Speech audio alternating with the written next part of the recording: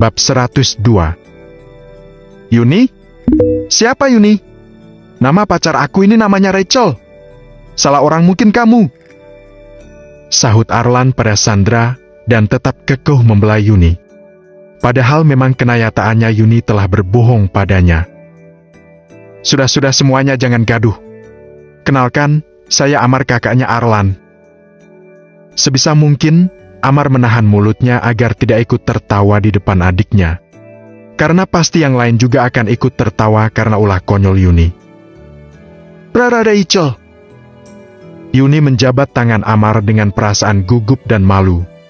Malu kalau kebohongannya sudah terbongkar di depan Amar dan yang lainnya.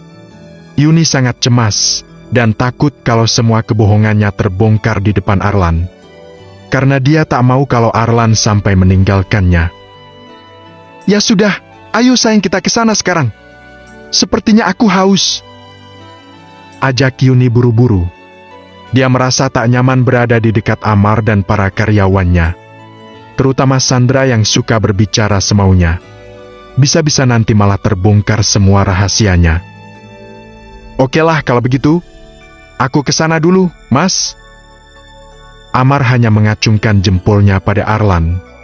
Dalam hati Amar sebenarnya masih kesal dengan tingkah Arlan yang semaunya itu. Arlan sudah berumur 21 tahun, namun pikirannya masih belum dewasa. Saat Yuni dan Arlan sudah pergi, Amar langsung mendekati Gita.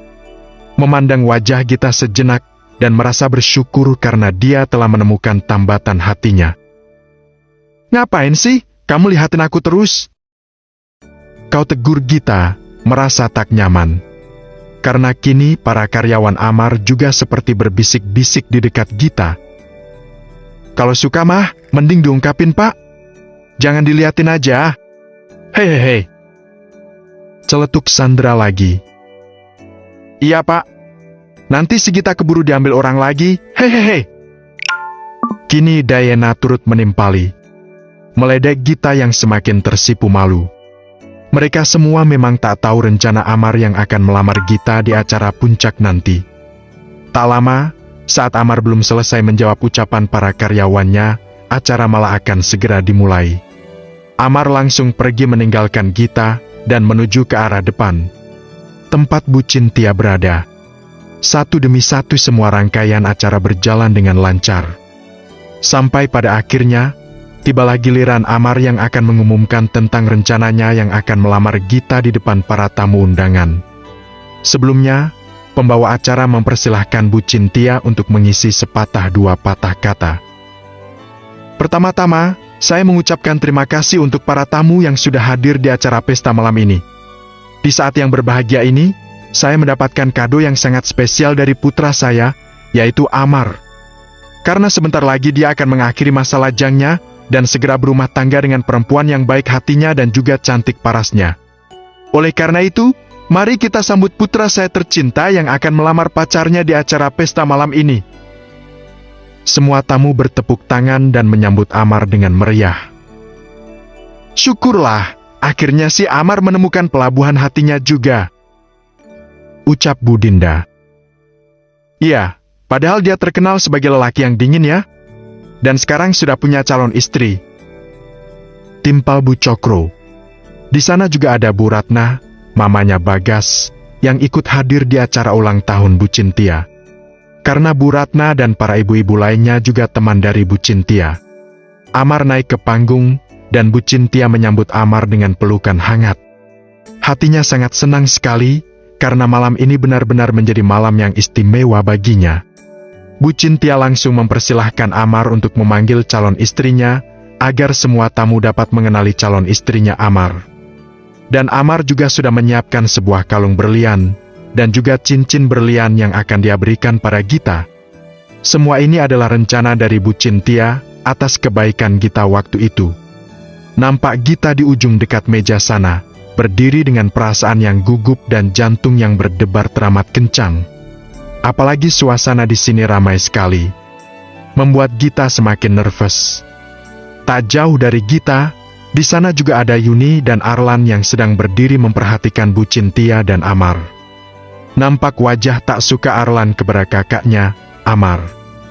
karena Bu Cynthia memang selalu membandingkan dirinya dan Amar. "Sayang, berarti kamu anaknya Bu Cynthia juga dong?" kau tegur Yuni pada Arlan. "Iya, memangnya kenapa?" sahut Arlan acuh. Matanya masih menatap ke arah panggung. Sedangkan Yuni menutup mulutnya. Dia merasa excited, tak menyangka kalau akan mendapatkan calon mertua orang kaya raya. Benar-benar menjadi hadiah terindah di hidup Yuni. "Gak apa-apa kok sayang," jawab Yuni sambil senyum-senyum sendiri. Membayangkan kalau dia juga nantinya akan dilamar oleh Arlan, seperti Amar Yizeng melamar calon istrinya. "Untuk calon istriku, kamu memang perempuan yang terbaik bagiku. Kamu membuatku memandang dunia dengan cara yang berbeda. Kamu juga sederhana dan cantik. Cantik hati serta parasnya.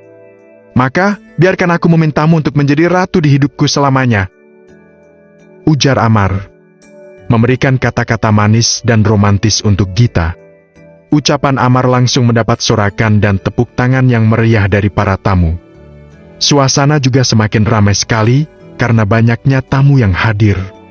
Amar segera turun dari panggung dan berjalan menuju ke arah Gita. Jantung Gita semakin berdetak kencang. Apalagi ada kamera di belakang Amar yang mengikutinya dan merekam semua prosesnya. Ditambah semua mata memandang ke arah Gita. Yuni benar-benar terkejut saat Amar berhenti dan membawa Gita untuk maju ke depan panggung. Wajah Yuni sontak memerah seperti kepiting rebut, menahan amarah. Para karyawan Amar juga semuanya terkejut, tak menyangka kalau Gita adalah calon istri dari bosnya sendiri. Selain Yuni dan para karyawan Amar, ada yang lebih terkejut lagi, yaitu Bu Ratna. Bu Ratna benar-benar tak menyangka kalau Gita akan mendapatkan seorang bos dan juga mertua yang lebih kaya darinya. Bu Ratna merasa sangat syak. "Sayang, terimalah cincin ini sebagai tanda aku melamarmu sebagai calon istriku. Setelah ini, aku dan Mama akan melamarmu secara resmi di rumahmu." Amar sengaja merendahkan tubuhnya dan memberikan cincin berlian kepada Gita. Gita yang mendapat perlakuan seperti itu, berusaha menahan air matanya. Gita merasa sangat terharu sekali. Lalu, Gita pun membantu Amar untuk berdiri dan mengulurkan jarinya, agar Amar memasangkan cincin di jari tengahnya. Setelah itu, Amar juga memasangkan kalung berlian di leher Gita, dan membuat para tamu bertepuk tangan. Semua tamu riuh sekali. Yuni dan Arlan hanya diam seperti patung, melihat pemandangan yang ada di depan panggung. "Terima kasih, Mas. Aku sangat bahagia sekali malam ini." Gita malah mencium tangan Amar dan Bu Cynthia. Serta Bu Cynthia menyambutnya dengan memeluk Gita. Pemandangan yang sangat haru bagi siapapun yang melihatnya. Hati Bu Ratna benar-benar terasa panas sekali. Dia masih teringat jelas dengan semua perlakuannya pada Gita, saat waktu Gita masih menjadi istri anaknya, yaitu Bagas. Sekarang Bagas juga sudah menerima karmanya, karena waktu itu tak sengaja Bu Ratna memergoki Arini yang sedang memarah-marahi Bagas dengan seenaknya. Tak jauh beda dengan Bu Ratna, hati Yuni juga sangat merasa sangat panas sekali. Dia tak menyangka kalau Gita yang akan menjadi calon istrinya Amar. Dan dengan pedihnya, Yuni juga berpikir akan punya calon ipar seperti Gita. "Cynthia?" Deren datang, di saat semua tamu sudah pada pulang. Amar juga sedang mengantar Gita pulang ke rumahnya. Di sana hanya ada Arlan, dan para pelayan yang masih sibuk berberes-beres. Cynthia dan Arlan langsung menengok ke arah Deren yang berdiri tak jauh dari acara pesta itu. "Deren, dari mana kamu tahu kalau aku sedang ada acara di sini?" tanya Cynthia tak suka. Dia juga terkejut karena kehadiran mantan suaminya yang tiba-tiba itu. "Ada seseorang yang memberitahuku. Bagaimana kabar kamu, Cynthia?" "Arlan? Apa dia Arlan?" Pandangan Deren kini beralih pada anak laki-lakinya yang telah lama dia tinggalkan begitu saja. Anak laki-laki hasil hubungan pernikahannya dengan Cynthia. "Kabarku tadinya baik, namun jadi tidak baik karena kehadiranmu. Mau apa? To the point saja." "Iya, dia Arlan. Anak kandungmu. Mata Darren berbinar. Wajahnya benar-benar mirip dengan Kenzo. Karena gen dari Darren lebih mendominasi di tubuh Arlan. Begitu juga dengan kelakuannya. Haham, maaf Cynthia. Kalau aku pernah meninggalkan kamu dan Arlan, keadaanku sedang kurang baik, apalagi. Ucapan Darren terjeda. Uang? Kamu mau minta uang? Kamu sama saja seperti Arlan. Ternyata kalian memang mempunyai watak yang sama. Celetuk Cynthia geram. Maaf Cynthia. Darren berusaha memainkan drama. Dia memasang wajah sedih di depan Cynthia. Berharap Cynthia mau luluh padanya. Sorry, aku lelah. Dan aku harus segera beristirahat. Karena banyak kegiatan lain di esok hari. Cynthia langsung meninggalkan Darren begitu saja. Membuat Darren merasa kesal. Karena Cynthia sudah pergi meninggalkannya. Darren pun langsung menuju ke arah Arlan dan menegurnya. Arlan, Daddy kangen sama kamu. Darren langsung memeluk Arlan. Sontak saja Arlan sangat terkejut. Karena dia lupa dengan wajah Darren. Darren meninggalkan Arlan. Waktu Arlan masih sangat kecil. Otomatis Arlan lupa dengan wajah papanya. Karena Darren suka pergi semau dia.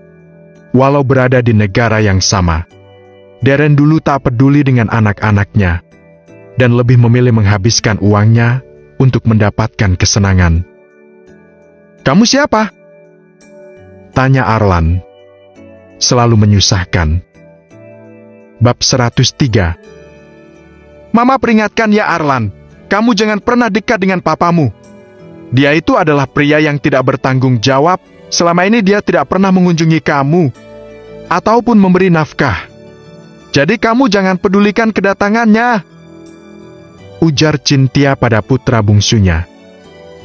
Iya Ma, aku mengerti. Sudah berapa kali Mama mengulangi perkataan itu? Sahut Arlan dan meraih kunci mobilnya. Bagus, jika kamu mengerti. Mama mau pergi ada acara dengan teman-teman. Ucap Cynthia dan pergi menuju kamar untuk mengambil tasnya. Ya. Hanya itu perkataan yang keluar dari mulut Arlan. Dia bersiap untuk pergi ke resto. Sinsih memang selalu sibuk dengan teman-temannya. Karena anak-anaknya sudah dewasa dan dia bisa bebas pergi kemana saja. Kedatangan Arlan disambut oleh Yuni. Ketika kekasihnya itu duduk di salah satu tempat.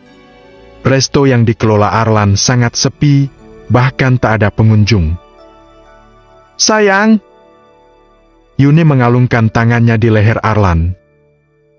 Kamu jangan begini dong. Ucap Arlan dan melepaskan tangan Yuni. Kenapa kamu tidak suka? Aku kangen. Ujar Yuni. Semua orang sudah tahu hubungan mereka.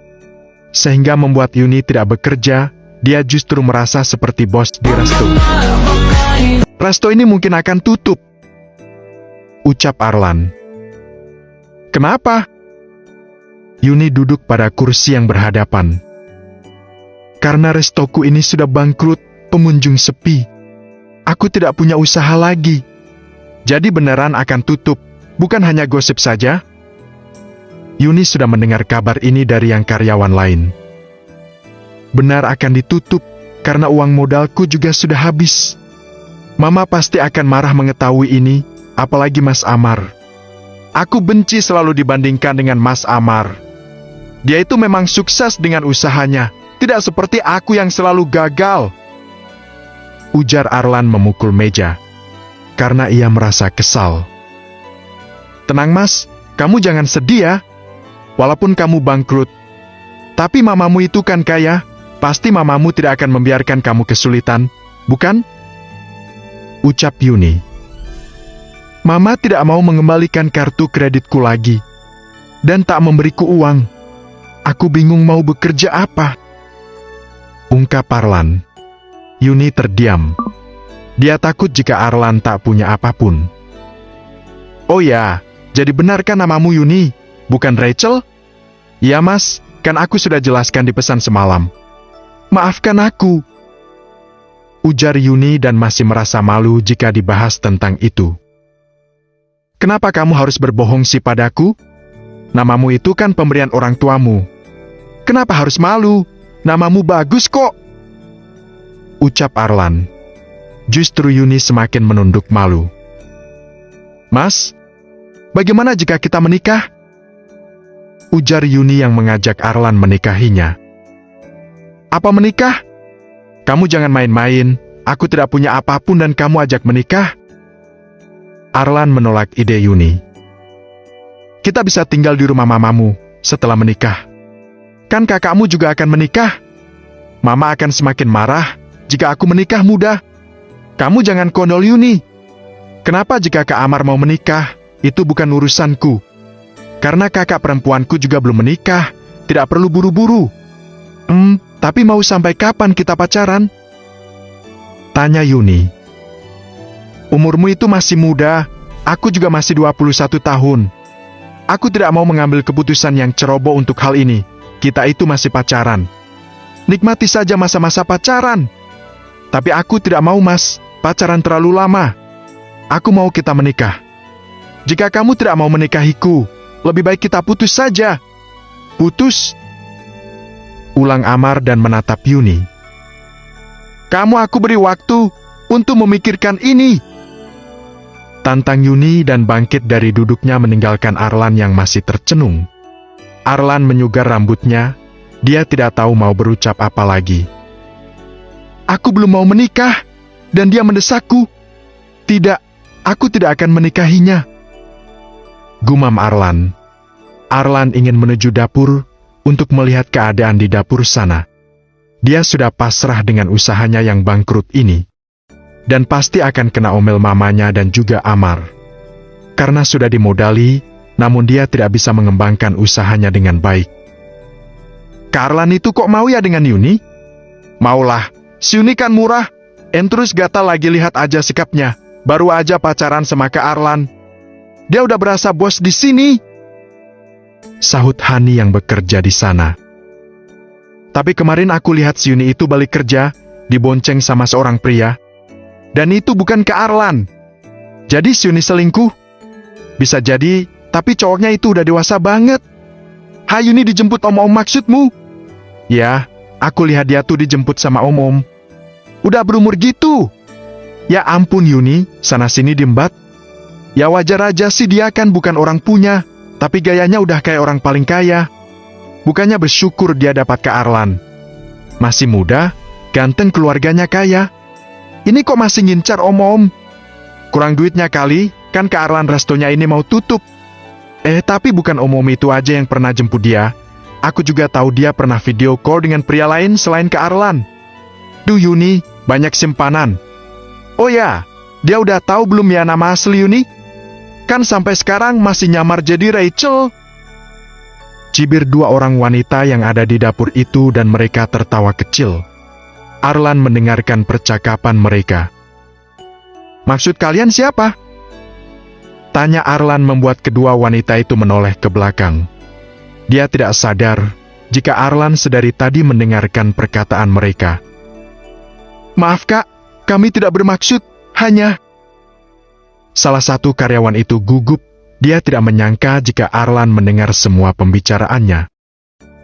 Kalian tidak perlu takut, katakan siapa pria yang menjemput Yuni. Apakah dia menggunakan mobil? Selidik Arlan. Iya Kak, pria itu menjemput Yuni menggunakan mobil. Kemudian karyawan yang bernama Salsa menjelaskan bagaimana ciri-ciri pria yang menjemput Yuni. Hal itu membuat Arlan menjadi curiga dan ingin menyelidiki sendiri. Assalamualaikum, ucap Gita yang baru saja pulang bekerja. Waalaikumsalam, jawab Feli. Feli melihat mata Gita sembab, seperti usai menangis. Gita buru-buru masuk ke dalam kamar, seperti menghindar. Kenapa Gita? Kayaknya habis nangis ya? Gumam Feli. Dion mana? Tanya Bu Marni yang keluar dari kamarnya. Mas Dion ada di kamar Bu, lagi menggunakan pakaian habis mandi. jawab Feli. "Dion!" panggil Bu Marni. "Dion, sini dulu, ibu ingin bicara," panggil Bu Marni kembali. Dion keluar dari kamar sudah menggunakan pakaian yang kasual. "Ada apa, Bu?" tanya Dion dan duduk di sebelah istrinya. Feli menatap sinis. Perasaannya tak enak melihat gelagat sang ibu mertua. "Ibu, ada hal penting yang ingin dibicarakan. Jadi gini, ibu mau pinjam uang sama kamu," ujar Bu Marni menjelaskan maksudnya. "Pinjam uang?" Raut wajah Dion berubah masam. "Cuma 30 juta aja, Dion, untuk Rino." Bu Marni menyebut nama Rino dengan ragu-ragu. "Untuk Mas Rino? Aku tidak akan mau meminjamkan uang pada dia lagi. Dia sudah banyak membuatku habis. Sampai sekarang bahkan aku masih mencicil mobil yang dijual olehnya," ucap Dion kesal pada ibunya yang masih saja membantu Rino. "Sudahlah, maafkan perbuatan kakakmu. Kalian itu bersaudara. Jangan saling mendendam, Rino sangat butuh. Dia mau pinjam langsung ke kamu takut." Ibu selalu mengatakan hal itu. Tapi aku tak bisa lupa dengan perbuatan dia, Mas Rino, yang telah menghancurkan rumah tanggaku dulu dengan Rasti. Karena dia hidupku hancur berantakan dan penuh dengan hutang. Aku tidak mau tahu lagi tentang Mas Rino. Bilang padanya untuk bekerja. Jangan selalu menjadi pengangguran yang terus menjadi benalu pada saudaranya," tegas Dion dan menolak permintaan Bu Marni. Walau ibunya memohon, tapi Bu Marni mendesak Dion.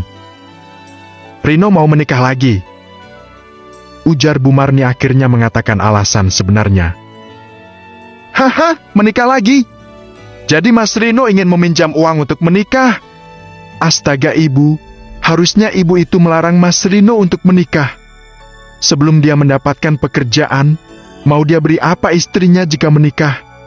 Sedangkan dia pengangguran," ucap Dion tak habis pikir. Ibu sudah berusaha menasehati Rino, tapi masalahnya perempuan yang akan dinikahi kakakmu ini sudah hamil duluan. Bu Marni menunduk. "Apa?" Feli dan Dion menyahut serentak dan mereka saling berpandangan. "Rino harus segera menikahi perempuan itu. Jika tidak, dia akan dilaporkan. Ibu tidak mau Rino itu masuk penjara. Tolonglah Dion, kamu pinjami dulu uang. Mumpung perempuan itu kehamilannya masih 4 minggu. Ucap Bu Marni dan rela memohon demi Rino. Ketegasan. Bab 104.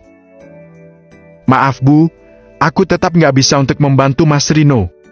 Biar saja, kalau dia memang harus dipenjara, biar dia menanggung akibat atas perbuatannya sendiri," sahut Dion acuh. Kali ini dia benar-benar tak mau lagi bersikap bodoh seperti kemarin-kemarin.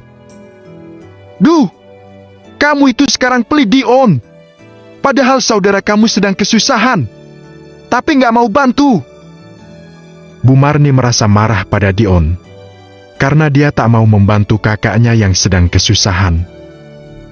"Terserah apa kata ibu saja. Berhentilah untuk selalu membela yang salah, Bu. Biarkan Mas Rino belajar bertanggung jawab dengan semua perbuatannya," sahut Dion lagi. Feli hanya diam, tak mau ikut campur soal masalah keluarga suaminya. Bu Marni yang merasa kesal, langsung pergi ke kamarnya. Karena dia bingung harus bagaimana lagi. Gita terus menangis di kamarnya. Dia merasa sangat sedih karena telah difitnah oleh seseorang, sampai akhirnya Amar malah salah paham dengannya. "Kenapa kamu bertemu dengan seseorang, tapi tak mengajak aku?" Kau tegur Amar tak suka. "Bertemu seseorang? Siapa, Mas?" sahut Gita yang merasa bingung dengan pertanyaan calon suaminya itu. "Loh, kok malah bertanya balik?" "Iya, aku nggak paham.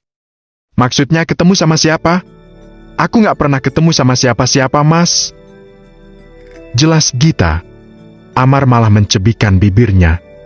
Wajahnya terlihat sangat kesal. "Kamu nggak usah bohong, Git. Untuk apa kamu ketemuan lagi sama Bagas? Apa kamu masih menyukai mantan suamimu itu?" Sampai-sampai kamu ketemuan dan tak mau memberitahukan aku? Desak Amar kesal. Gita langsung terkejut dengan ucapan Amar barusan. Ketemuan sama Bagas? Siapa yang bilang, Mas? Itu fitnah.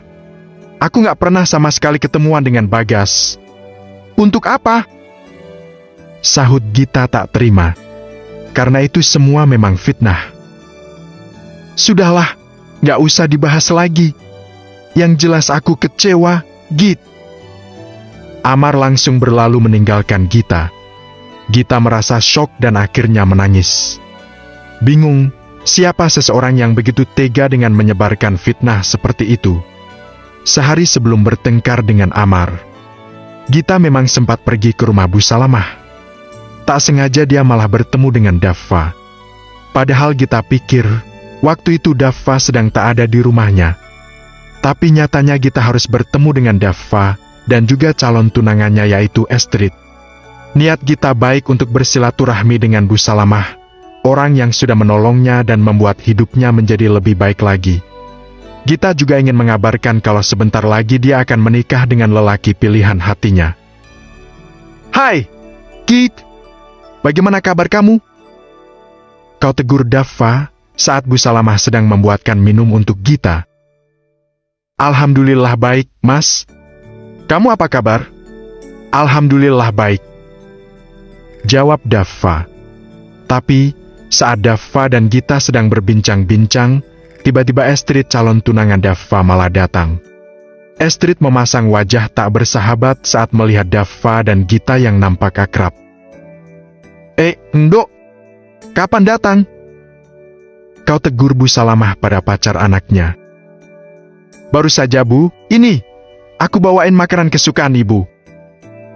Sahut Estrid sambil menyodorkan sebungkus martabak telur spesial, kesukaan Bu Salamah. Makasih ya, Ndok. Kamu perhatian banget loh. Ucap Bu Salamah sambil menerima bungkusan dari calon menantunya. Sama-sama Bu. Sahut Estrid lagi. Sahut Estrid sambil menyodorkan sebungkus martabak telur spesial, kesukaan Bu Salamah. Makasih ya, Ndok.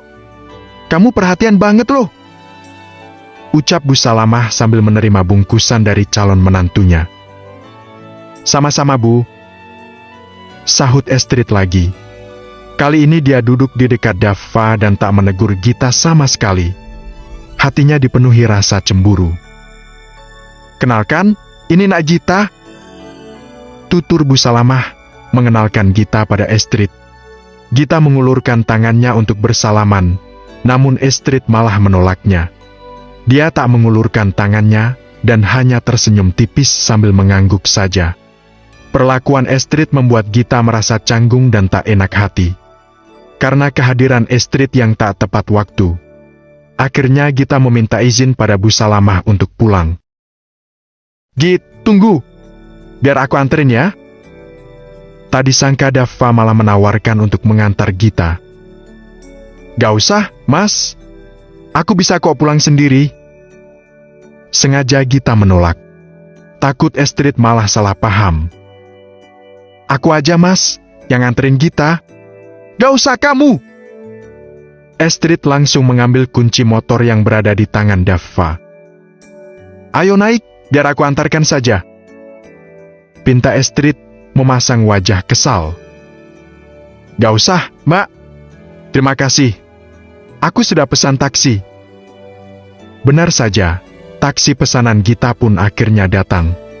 Dan Gita pun pamit pada Bu Salamah.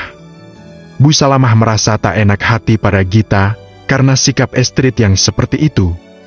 Seperginya Gita, Estrid malah bertanya-tanya tentang Gita pada Bu Salamah. Seolah ingin tahu siapa Gita. Tolong cari tahu tentang seseorang yang bernama Gita. Dia bekerja di kedai ayam goreng crispy. Dert, ponsel Git bergetar, tanda pesan masuk. Git, maaf kalau aku lancang. Tapi aku harus berterus terang tentang perasaan aku sama kamu. Gita memicingkan matanya. Bingung dengan si pengirim pesan ini.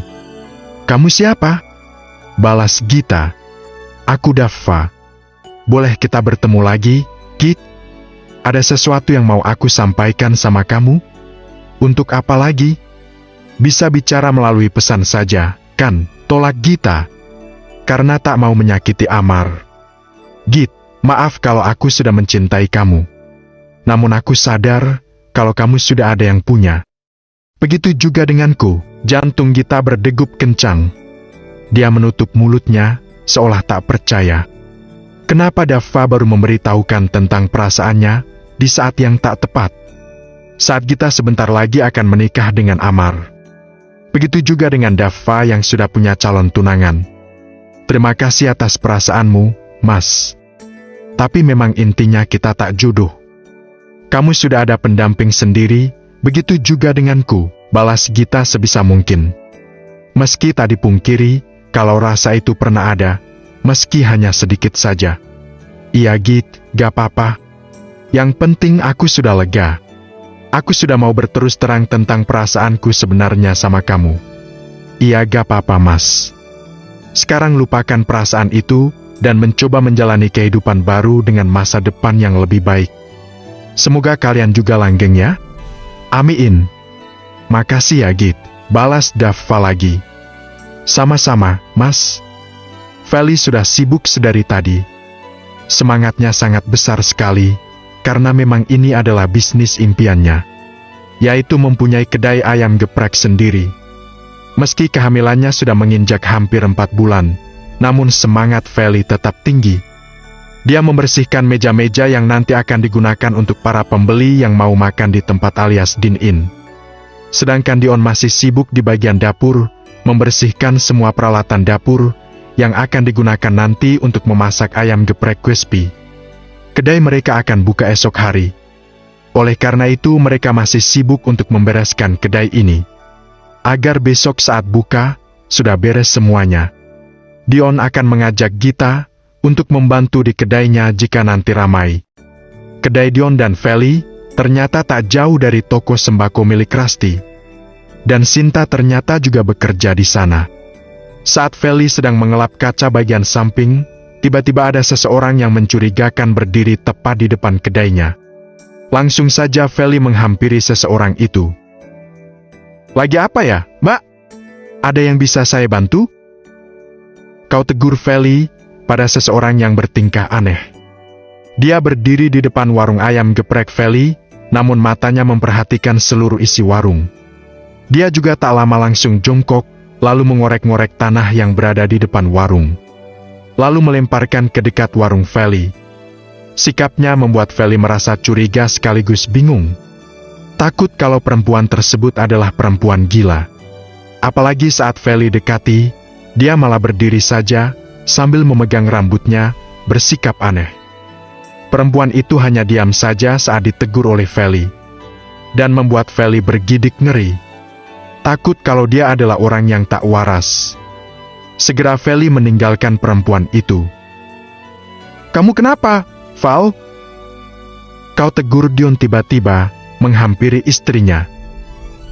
Gak Mas, itu di luar kayak ada orang gila. Masa ngelemparin pasir-pasir yang ada di jalan ke arah warung kita? Terang Feli pada Dion. Dion pun langsung melihat perempuan itu. Dan ternyata dia sudah tak ada. Dert. Mas, ternyata kamu bikin usaha ayam geprek ya? Pantas saja kamu sudah lupa sama aku. Dion mengernyitkan dahinya. Bingung dengan siapa yang mengirim pesan itu. Kejadian heboh. Kebun binatang.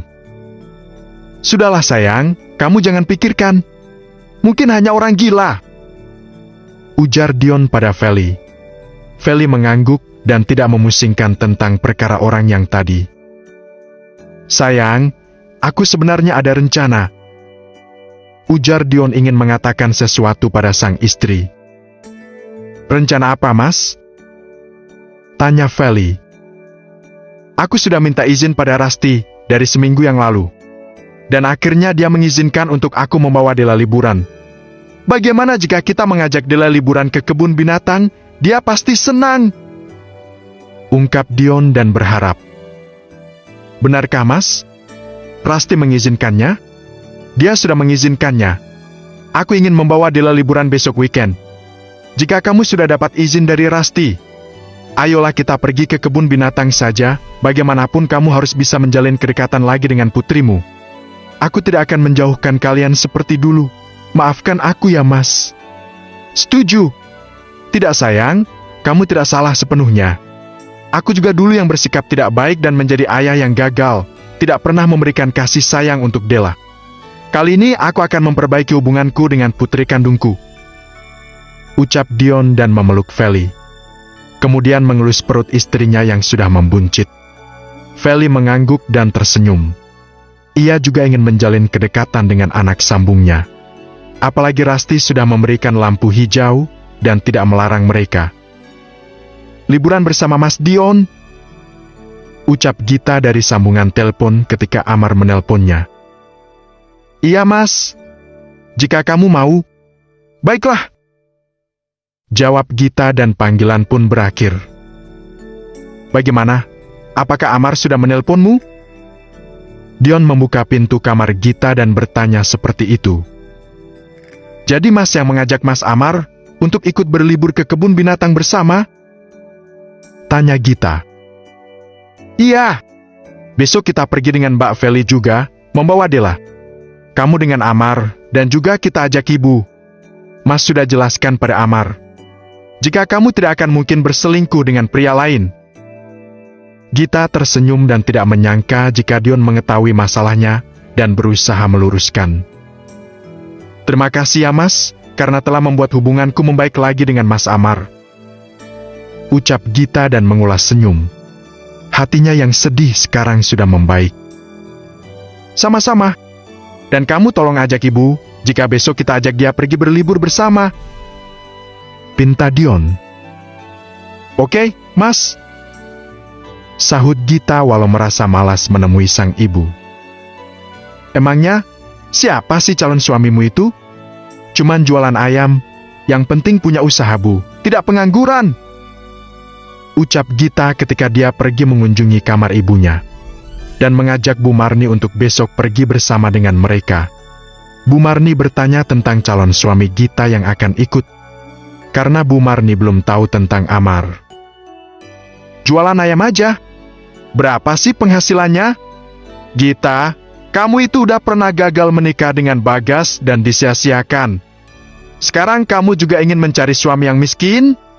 Minimal cari suami yang kaya, Gita. Setidaknya, jika kamu disia-siakan, kamu bisa memanfaatkan hartanya. Cerocos Bu Marni tak suka dengan usaha calon suami putrinya. Ibu cukup. Aku muak mendengar ibu membahas tentang harta terus-menerus. Ibu mau ikut atau tidak? Jika tidak, aku akan bilang Mas Dion jika ibu tidak mau. Ucap Gita dan raut wajahnya berubah kesal menghadapi sikap sang ibu. Bu Marni tampak berpikir sejenak. Ya sudah, ibu ikut karena terpaksa. Jawabnya dan menarik sisi bibirnya sinis. Gita memutar bola matanya malas mendengar jawaban ibunya. Ibu sebenarnya sedang kesal dengan Dion. Dia tidak mau meminjamkan ibu uang. Gerutu Bu Marni dan duduk di bibir ranjang. Untuk apa lagi meminjam uang? Kita bisa makan setiap hari itu aja udah syukur. Ujar Gita. Tak kamu itu. Siapa? Tanya Gita karena Bu Marni bicara tidak terus terang. Rino, dia mau menikah. Jawab Bu Marni. Mas Rino mau menikah dengan siapa? Dengan pacarnya, namanya Wati. Dan sudah hamil duluan. Jadi ibu itu butuh uang untuk membantu Rino, karena calonnya itu minta mengadakan resepsi. Setidaknya Rino punya DP untuk pesta dulu. Tetapi Dion menolak untuk meminjami ibu uang agar bisa membantu Rino. Bagaimana nanti jika Rino dituntut tidak mau bertanggung jawab? Dan dia bisa dipenjara. Ujar Bu Marni berharap Gita mau mengerti dan membantu membujuk Dion. Karena hubungan Dion dan Gita kini semakin dekat. Entahlah, aku tidak tahu dengan masalah Mas Rino. Sudah bagus Mas Dion, tidak mau meminjamkan. Untuk apa menolong Mas Rino, yang selalu membuat masalah dan tidak mau pernah berubah? Ucap Gita dan melipat kedua tangannya. Rino itu hanya merasa kesepian karena dia sudah tidak punya istri. Wajarlah, dan kamu jangan sok menghakimi Git. Baru berubah, ibu gak yakin kamu bisa seperti ini selamanya. Cerca Bu Marni yang justru mencerca putrinya. Astagfirullah ibu, bukannya mendoakan yang baik untukku. Bu Marni menatap sinis dan membuang pandangan. Gita merasa geram. Ibu membenarkan semua perlakuan Mas Rino. Ibu berpikir dengan jernih, mana yang benar dan mana yang salah. Aku sudah capek melihat sikap ibu yang timpang sebelah. Sekarang cukup mendesak Mas Dion. Jangan lagi menyusahkan dia. Hutang yang dia tanggung sudah banyak, Bu. Biarkan saja Mas Rino dengan masalahnya. Bahkan kami juga tidak peduli apa yang terjadi pada Mas Rino. Rasakan itu deritanya. Cicit Gita yang akhirnya mengungkapkan kekesalan juga. Gita kemudian ia keluar dari kamar ibunya. Bu Marni naik pitam dengan ucapan putrinya itu. Berani sekali Gita menasehatinya sekarang. Pagi itu Dion menjemput Della. Jaga Della dengan baik ya, ucap Pak Handoko. Pasti Pak. Ayo sayang, panggil Dion dan Della mendekat. Dion mengajak Della untuk masuk ke dalam mobil. Sedangkan Gita dia pergi bersama Amar. Katanya mengendarai sepeda motor. Feli menggandeng Della. Dan Dion juga menggandeng tangan putrinya. Dion usai membayar tiket masuk. Dan sekarang bersiap menjelajahi kebun binatang bersama istri dan putrinya. Mau lihat binatang apa, sayang? Tanya Feli. Kancil, Tante. Jawab Della bersemangat. Ayo kita cari kandang kancil. Sahut Feli. Raut wajah bahagia terpancar dari mereka bertiga. Namun berbeda dengan Bu Marni yang menatap sinis. Pura-pura baik aja tuh si Feli. Pinter banget cari muka di depan Dion. Ucap Bu Marni kesal. Ibu, ayolah. Panggil Dion. Duluan saja, ibu nunggu Gita. Jawab Bu Marni. Mereka berlalu. Dan Bu Marni menunggu kedatangan Gita bersama Amar. Gita dan Amar berjalan beriringan dan menuju Bu Marni. Gita, kamu mau aja sih naik motor? Jangan sampai seperti yang dulu, modal tampang doang. Ucap Bu Marni ketus ketika melihat Amar. Amar tersenyum getir. Mendengar mulut nyinyir calon ibu mertuanya. Jaga ucapan, ibu. Ucap Gita memperingatkan dan merasa tak enak hati pada Amar. Tidak apa, maaf ya Bu, jika saya mengajak Gita mengendarai sepeda motor. Ujar Amar. Kamu gajinya berapa? Gak mampu beli mobil? Cecar Bu Marni. Insya Allah gaji saya bisa untuk menafkahi Gita setelah kami menikah nanti. Ibu jangan khawatir, saya akan jadi suami yang bertanggung jawab. Bilang aja gaji pas-pasan. Ketus Bu Marni dan meninggalkan mereka berdua. Biarkan dia Mas, kita cari Mas Dion saja. Aku malas dekat dengan ibu. Maafkan sikap ibuku ya, Mas. Ujar Gita dan merasa tak enak hati. Tidak apa sayang. Aku mengerti. Jawab Amar dan berusaha sabar menghadapi Bu Marni. Amar sengaja tak ingin memperlihatkan apa yang dia punya. Dion memegangi kamera. Dan mereka melakukan selfie bersama. Termasuk Gita dan juga Amar. Siang itu sangat menyenangkan bagi mereka. Bisa berkeliling kebun binatang, dan Della juga ceria bisa melihat banyak hewan di sana. Tiba-tiba suasana di sana terlihat gaduh. Mereka berlari, seakan ada pertunjukan menghebohkan. Ada apa, Mbak? Tanya Gita menghentikan salah satu pengunjung yang berjalan ke arah berlawanan. Itu, ada yang jatuh ke dalam kandang beruang. Duh, serem melihatnya. Saya pulang aja. Jawab perempuan itu, yang menggandeng putranya. Deg. Perasaan Gita tak enak. Siapa yang jatuh? Ciri-cirinya? Cecar Gita. Itu Ibu Parubaya. Udah ya Mbak? Lihat aja sendiri. Saya mau pulang. Duh takut. Ucapnya dan berlalu. Mas! Teriak Gita. Dan mereka berpikiran yang sama sekarang.